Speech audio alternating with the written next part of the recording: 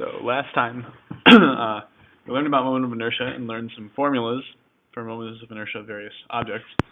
Today we're going to see where those formulas come from by calculating them using integrals. Now we know, or we learned last time, that the moment of inertia of a point mass is mr squared.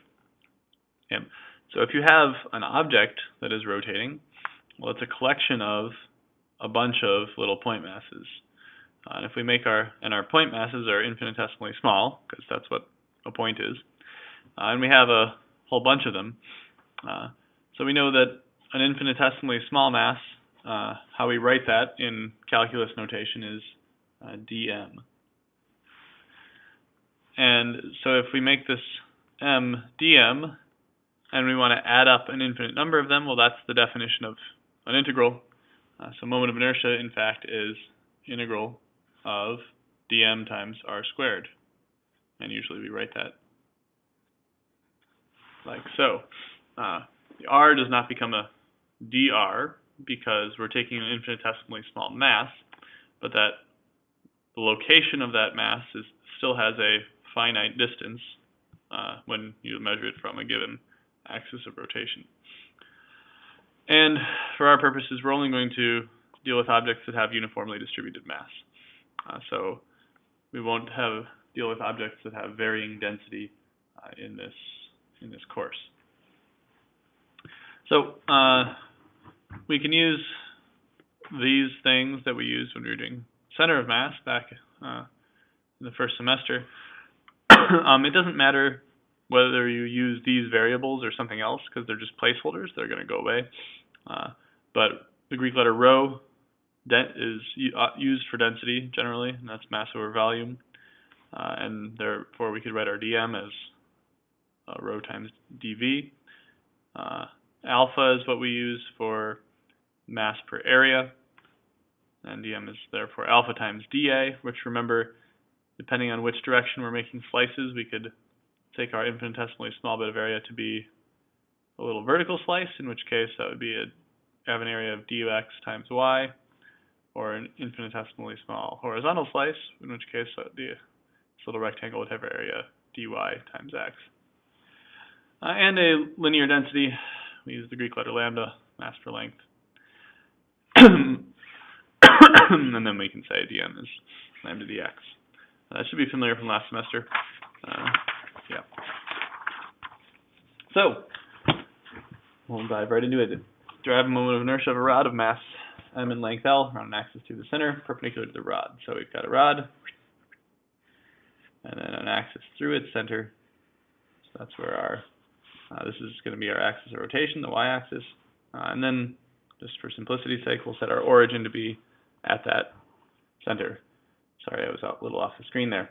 And we know, looking at either the book page or earlier in the note packet, we know that the moment of inertia of a rod with axis through the center is 1/12 ml squared. So that's what we should wind up getting.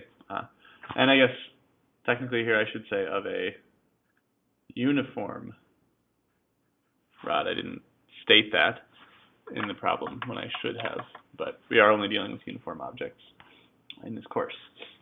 So we know our moment of inertia formula, integral r squared dm, and basically what we need to figure out is how can we write this dm in terms of variables that are given in the problem.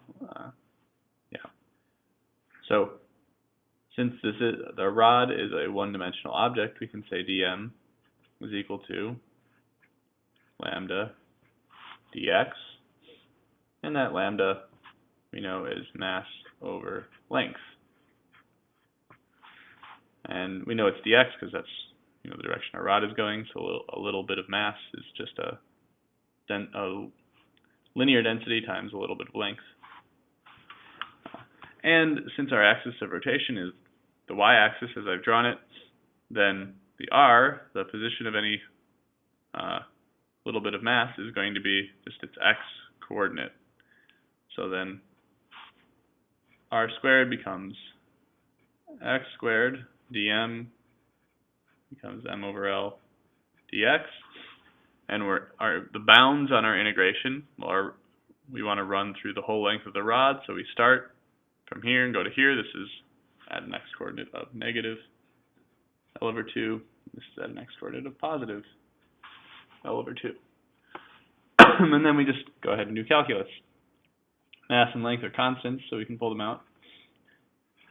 And we integrate x squared and get 1/3 x cubed. We need to evaluate from L over 2 to minus L over 2. L over 2 cubed, it gets us L cubed over 8. So we have we can pull out a 1/3 times everything as well. So L over 2 cubed gives us L cubed over 8 minus negative L over 2 cubed is negative L cubed over 8. Sorry, I ran out of space there for my parentheses. Anyway. And then we add all that up. We've got 1/8 plus 1/8, which is 1/4, times 1/3 gets us 1/12. So that's a good sign. Mass. And then we've got L cubed in our numerator and L in our denominator. So one factor of L cancels out, leaving us with 1/12 ml squared, which is exactly what we said we were supposed to get. So think about it. If instead we were finding the moment of inertia of a rod with an axis through the end, everything would be exactly the same, except that now if our axis is through the end of our rod, now we're starting at x equals 0 and going to x equals L. And again, we would integrate at 1/3 x cubed, evaluating from L to 0, which gives us 1/3 ml squared, which is exactly what the formula is for the moment of inertia of a rod with axis through the end. So that's an example of how we can use moment of inertia formula. Right, now we're going to do a couple more. So here's a two-dimensional object, moment of inertia of a thin sheet in the shape of an equilateral triangle, side length L, on an axis that bisects the triangle. Equilateral triangle, axis that bisects the triangle, and just because, I'll say my x-axis is at the base of the triangle. It could be wherever, but that's probably the easiest way to think about it. All right, so we know moment of inertia, integral r squared dm. Now in this case, we have a two-dimensional object, so our dm is equal to alpha dA. But then we have to think a little bit more. How do we want to deal with this dA? We could slice our object horizontally, or we could slice it vertically. Well, we need to think about what we're integrating. We're integrating up a little bit of mass times r squared, and r is the distance from the axis of rotation, right? Our axis of rotation is right here. So if we slice it horizontally, the different points on this horizontal slice are not the same distance from the axis of rotation. So then r is a variable that we would have to vary as we're integrating, which becomes a double integral, which you don't know how to do yet. But if we cut vertical slices, now every point on the slice is the same distance from the axis of rotation. So then we don't need to vary r for a given slice, so we don't have to add a second dimension to our integral. So a vertical slice is better. The width of a vertical slice is dx. The height is just the y-coordinate of this line. So we want to do alpha y dx. For integrating dx, we need to deal with this y. So for that, we need to get an equation for this line. Well, we know this is an equilateral triangle, and this is halfway down, so we know that this corner here is at the point L over 2 comma 0. We know this side is L over 2. We know this is L. And when you cut an equilateral triangle in half, you get a 30, 60, 90. And the side opposite the 30 degrees is this one times root 3. So this is 0, comma, L root 3 over 2. So we do a little bit of math. The slope of that line then, so L root 3 over 2 minus 0 over 0 minus L over 2. L's cancel out, 2's cancel out, and we get a slope of negative root 3. We already know the y-intercept is L root 3 over 2. So for y, we get negative root 3x plus L root 3 over 2 for this line right here. Now we could get a different equation for this line right here, or we could do something a little bit cleverer and realize, okay, this triangle is going to be symmetric with respect to the axis. So whatever we get over here, we're going to get the same thing again on this side. So instead of finding an equation for this line, we can just integrate from 0 to L over 2 and take that result and multiply it by 2, because the part of the triangle that is on this side of the axis is identical to the part on that side of the axis. And our integral is r squared. In this case, our distance from the axis, again, r becomes x times dm. dm is alpha times y, which is negative root 3x plus L root 3 over 2 dx. So that's what we're integrating to get our moment of inertia. At this point, we're doing algebra and basic integral calculus. We can pull out some stuff. Remember, alpha is mass over area, so that's mass over area is 1/2 base times height.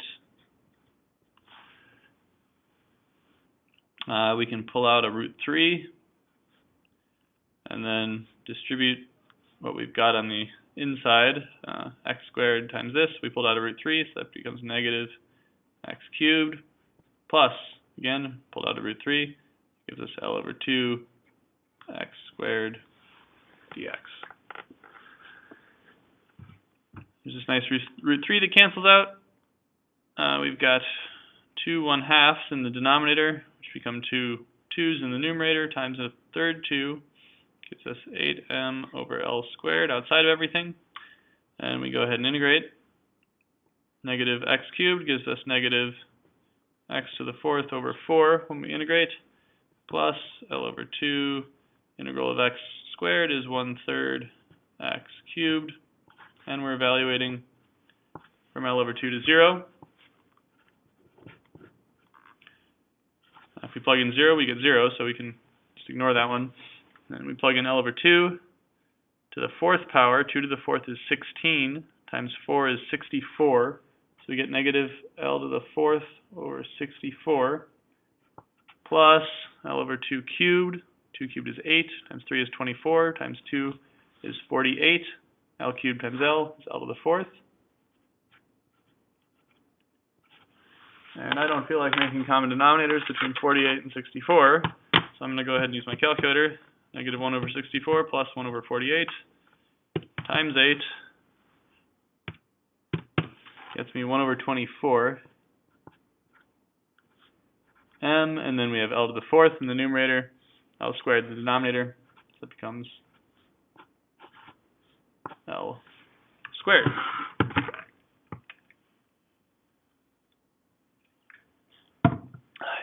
Since moment of inertia is adding up mr squareds, whatever you calculate should always have units of mass times a length squared. So the moment of inertia of this thin sheet would be 1/24 ml squared.